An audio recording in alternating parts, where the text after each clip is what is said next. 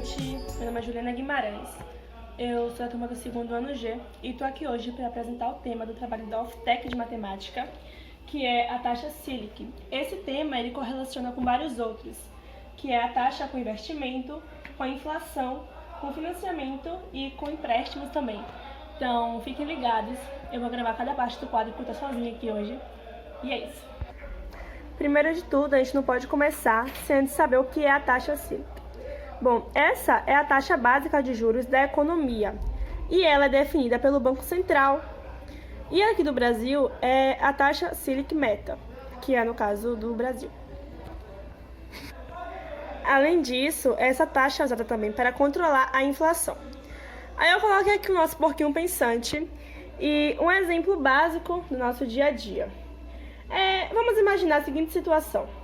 Em um banco, bora chamar esse banco de Banco X, que tem muitas pessoas e frequentam diariamente cerca de 400 pessoas. 300 delas é para pedir empréstimo e outras 100 elas dão dinheiro a esse banco. Assim, houve um grande número de saques, não é mesmo? Maiores do que os de depósitos. Ao final do dia, o Banco X vai ficar com menos dinheiro, sendo que isso não significa que ele está em negativo. Porém, para que ele supra as necessidades, as demandas do dia seguinte, esse banco terá que pegar um empréstimo. Esse é um empréstimo de um dia e com outro banco. Na hora de devolver esse valor sacado durante um dia, eles vão pagar uma diferença, que é justamente os juros. Ou seja, esse banco pega o empréstimo de um dia com outro banco e, quando ele vai devolver esse dinheiro, ele vai ter que pagar uns juros. E é justamente esses juros que é a taxa Selic.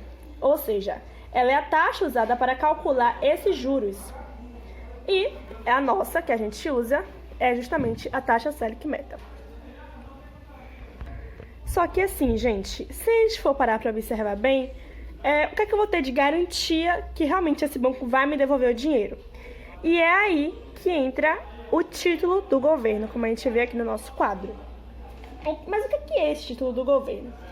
O título do governo é o que os bancos oferecem como garantia do pagamento.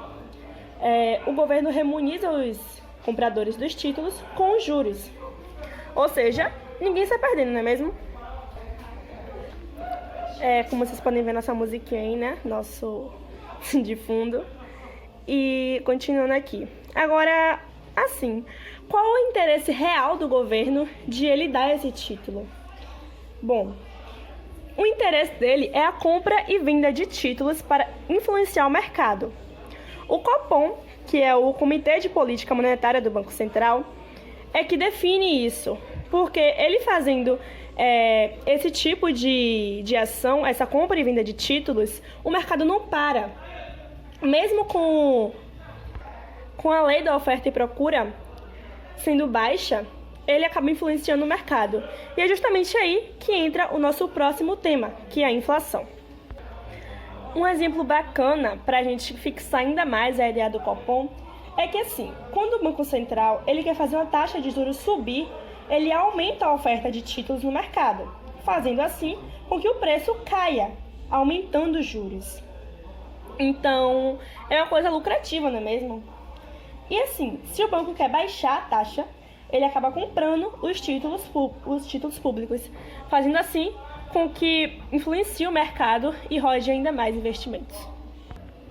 Bom, agora vamos para a taxa Selic e a inflação. Bom, como a gente tem aqui no nosso desenho, dá para ver que a taxa Selic ela controla a inflação. Como assim? O que é que liga essas duas coisas? Eles são ligados, gente, através da moeda, pois a inflação só aumenta quando há um aumento de preços. E se o preço sobe muito, a moeda acaba perdendo seu valor. Um exemplo aqui, deixa eu pensar, faz com que o dinheiro de hoje não compre o mesmo que amanhã. Vamos dizer que daqui a um mês eu não vou comprar o que eu compro hoje com R$40. Ou seja, isso tem muito a ver com a inflação, que foi o tema recorrente. Então, eles influenciam muito na taxa de juros. Assim, a Selic é justamente a taxa básica da economia. ou seja, eles estão totalmente ligados. Pegando pelo meio da inflação, a gente pode vir aqui diretamente para a taxa versus o investimento. Um exemplo desse investimento é a poupança, não é mesmo? Que é o investimento que a gente faz, que as pessoas podem fazer, investindo em ações, enfim. Quando eu comecei a fazer uma pesquisa sobre a poupança versus a taxa, eu ouvia muito essa frase aqui. No caso, eu lia e ouvia muito, que eu via vídeos também, sobre essa frase aqui. Quando a Selic está acima de 8,5% ao ano, a poupança paga a taxa referencial, que é a TR, mais 0,5% ao mês, ou 6,17% ao ano. Já quando a Selic é igual ou menor que 8,5% ao ano, a poupança paga a TR mais de 70% da taxa básica de juros. A gente lendo de primeira, a gente não entende absolutamente nada, e para ser sincera, é realmente complicado. Mas quando a gente começa a estudar, a gente vê com coisas simples. Por exemplo, como sabemos, o rendimento da poupança é definido por lei e não varia de um banco para outro. E depende da taxa de juros básica do país, que é a taxa Selic. E quando a taxa de juros básica está baixa, o rendimento é pouco, passando pouco dos 70% da Selic. Quando a Selic está muito alta, o rendimento da poupança fica limitada a 0,5% ao mês. Ou seja, tudo depende. Então, os investimentos eles não vão aumentar caso a taxa Selic esteja baixa. Até porque, se a taxa básica do país não condiz com aquilo que você quer comprar, não vale a pena você investir. Nossa outra relação da taxa Selic é a dela com o financiamento. Um exemplo que a gente vê muito no nosso dia a dia é o de um financiamento de um imóvel, não é mesmo? Um financiamento imobiliário. Então, assim, como eu coloquei essa setinha aqui, quando a taxa Selic cai, ela resulta em crédito mais barato. Quando o cliente tem créditos mais baratos, ele se interessa mais por fazer um financiamento. Ou seja, é sempre importante a gente ficar atento ao movimento da queda do crédito. Sendo que isso também resulta no aumento do poder da escolha. Ou seja, se você tem uma casa que você esteja interessado e tem outras 15 dessa e praticamente iguais, e uma delas cai o preço, todas as outras vão ser obrigadas a baixar o preço também, para você poder levar, e a concorrência, sim, ser bem mais debatida, não é mesmo?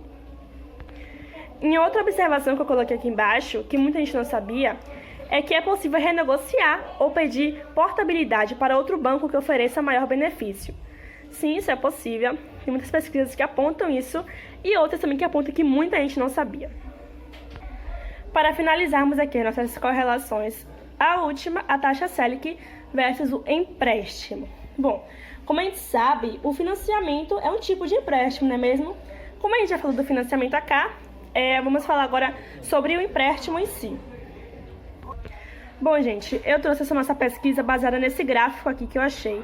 Ele é muito interessante e ele mostra um período de aumento, né? Ele mostra o histórico das taxas de juros fixadas pelo Copom aqui e a evolução também das taxas Selic nesse outro lado.